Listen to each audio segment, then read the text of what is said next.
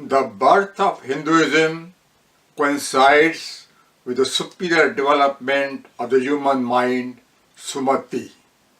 With the advent of higher brain about 50,000 years ago, man took longer strides toward mental awakening and spiritual consciousness.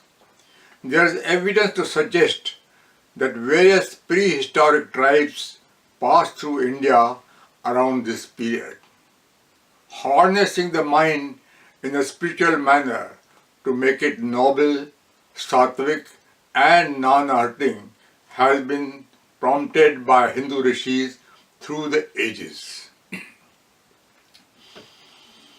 Hindu culture is the immaculate quintessence of a profound ancient philosophy.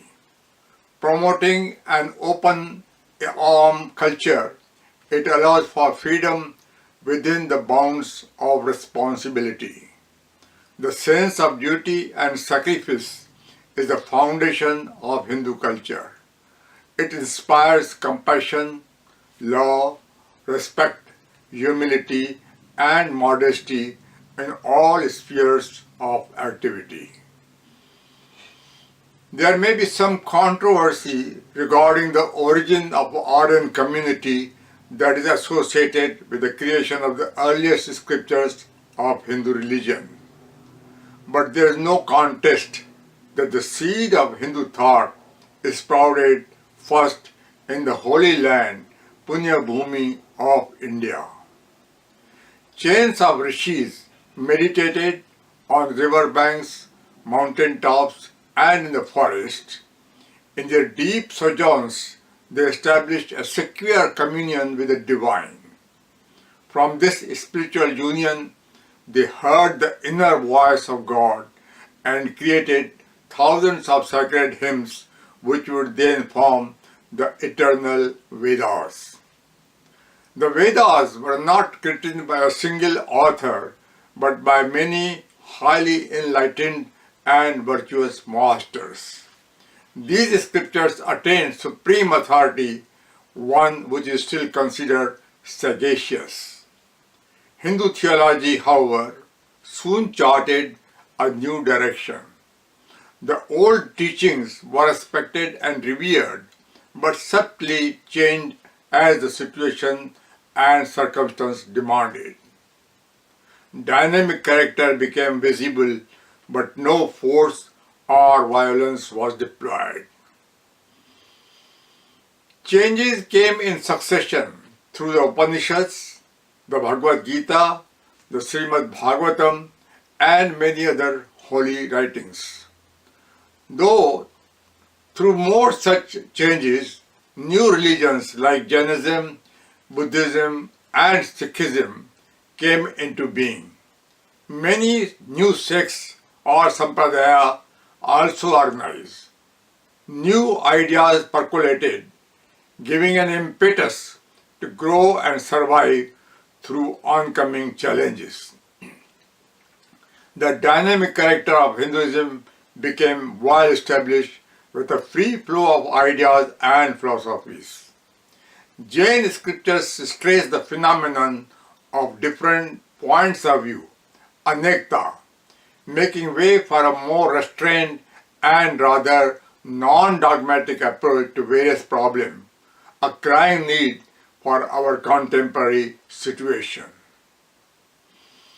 In our own times, the energetic roar of Swami Vivekananda became the bugle of another major reform movement. He boldly carried the message of his guru, Sri Ramakrishna, that all religions are but manifestations of one supreme truth. He affirmed that true religion lies in the transformation of our inner being, antahkaran.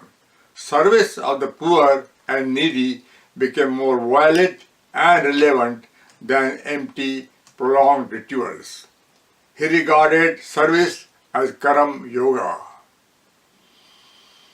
Any form of good and useful service rendered with sincerity and unselfishness merits as good karma and is spiritually rewarding. Swami Vivekananda also taught that religion need not be in the hands of a few learned priests. We all may learn the principles of religion and use these in everyday living. The great Swami even proclaimed there is nothing like a closed book on Vedantism.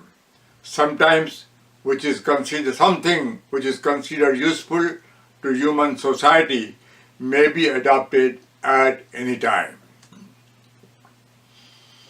Hindu society has today the good fortune to be guided by many living sages, saints and swamis. Lately, India has taken giant strides in economic fields. It has adopted a secular constitution guaranteeing freedom of religion to all subjects. Just as science has brought many material benefits to the people, it is religion that enhances the quality of the mind. A truly religious person belonging to any faith would always abide by the spiritual values of truth, law, and compassion. Science has grown due to the sharing of its knowledge among different countries of the world. The new spirit of interfaith, too, may be of use to human beings once its spiritual values and principles are shared. Hindus are at the threshold of a major transformation. After centuries of subjugation, they are now making bold and mammoth progress in various fields. They live in most countries of the world and their contribution towards religious development is obvious in all places. Hindu temple activities have made a tremendous impact in recent years all over the globe. A Hindu temple is regarded as a home of God where any devotee, Hindu or non-Hindu, may walk in and find solace and peace. Religion always plays a major role in the lives of Hindus. Living a good material life alone, however, is not the end itself, is rather imperfect, apara. But aiming to live a virtuous and moral life by using the tools of material and scientific advantages would be considered a perfect goal, para. Maintaining a sense of brotherhood and love for others is the basic principle of Hindu spirituality. Helping and serving others, whatever may be their religion, is a moral duty of every Hindu. Prejudice, hatred, and undue criticism for peoples of other faiths are seriously harmful for our own growth. Hindus may do well to remember the lessons of tolerance and kindness they are taught through the ages by their own seers and saints. Respecting others and maintaining harmony and peace, shanti, are some cherished values of the Hindu philosophy.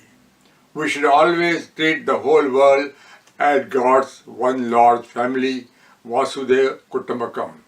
Only then will we earn true joy, ananda in our lives. Hindus have undoubtedly suffered to a great extent, especially at the hands of those who have wrongfully invaded and exploited them, often very mercilessly and ruthlessly. Feelings of hatred, revenge, and acquiring justice are very understandable in such conditions. Even so, our spiritual masters have always taught us to be compassionate, to strive for peace, and not to indulge in a tit-for-tat plan. We may always endeavor to do everything possible to dutifully defend our land and our people, but we may not part with these divine values of moral and ethical living. Hindu society has paid dearly for becoming rather docile and passive in the face of unjust aggressions in the past. Those mistakes and missteps may be avoided in future. Ramayana and Mahabharata provide with truthful and appropriate guidance. This book is especially dedicated to the Hindu youth diaspora that is now settling in many countries. There are some protocols and conventions that all immigrants should follow when they choose to live in other lands. Loyalty and integrity form the basis of such conventions. Observing the laws of the land is mandatory for all, perhaps even more so for immigrants. Hindus in foreign countries should conduct themselves as virtual ambassadors of India. They may serve and love their new country with complete sincerity and honesty without disrupting the roots with the country of their origin. True spirituality, simply stated, is living a life of virtue and ethics. Tolerance, Sahan Shakti, not confrontation, has always been the watchword of Hindu philosophy. They may do well to recall the old decree of Mahabharata, Tasmat Tiksha Matra Mridu. By gentleness, one can overcome the greatest difficulty in the world. Religion teaches us to remain patient and restrained in all situations. Criticizing and condemning often makes things worse. There may be many customs and rituals in our own faith as well as in the faiths of other people that do not appeal to us. Hindu society has always adopted a soft attitude of tolerance in this regard. Religion is essentially a very personal and private matter. Any interference is therefore not called for. Respect for elders is a keystone of Hindu culture. Hindu Rishis throughout millennia have always respected the spiritual values of truth, integrity, love, forgiveness, compassion, and humility. Often we run after material possessions, compromising our moral and spiritual principles. We may liken this to the old saying, collecting the dust and throwing away the gold. For Hindus, the moral teachings of religion have always been the bedrock of good living. Religion, dharma, is basically like a classroom, a school, or a university where we receive instructions for the moral and virtuous pedagogy. Ultimately, however, it is we who are responsible for learning and understanding these spiritual teachings properly and putting them into our use in everyday living. Moreover, we may imbibe dharma deep into our mindset, antakaran, so that we think in a moral and spiritual manner, harboring no hatred, ill will, or harm to others. Is it easy? No, it probably is not easy, but the rewards are incredible and fabulous. In a world where we are always searching for a moment of peace and joy, a question was put to Revered Pramukh Swami Maharaj, the greatest saint of the highest stature in our own time.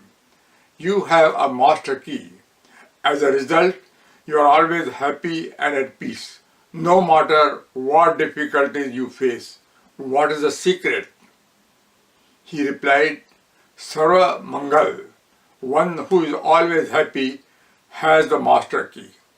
It is to obey the command of God at all times, to be tolerant, humble, and to serve everyone.